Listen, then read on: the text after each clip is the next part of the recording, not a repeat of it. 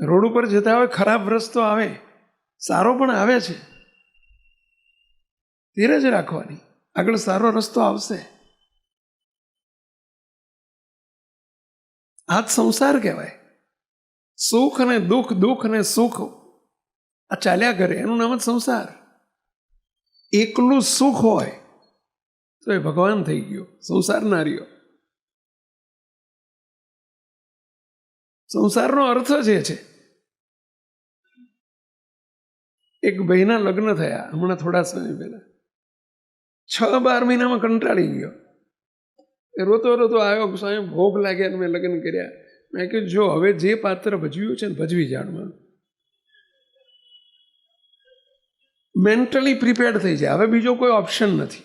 હવે હિંમતથી કામ લે. સંસારનું આનું તે તને પેલું નવું છે ને એટલે એવું લાગે છે. આ બધાને તું પૂછ, બધા ટેવાઈ ગયા છે. તારા પપ્પાને પૂછ, તારા દાદાને પૂછ, બધાને શરૂઆતમાં આવું થાય, પણ બધા જ ટેવાઈ ગયેલા છે. તારે ટેવાઈ જવાનું છે, બીજો કોઈ ઓપ્શન નથી. પેલા સુખ છે, દુઃખ, દુઃખ, સુખ, દુઃખ. સંસાર છે સુખ દુઃખનો દરિયો, એમાં તરી શકે કોઈક જ તરિયો.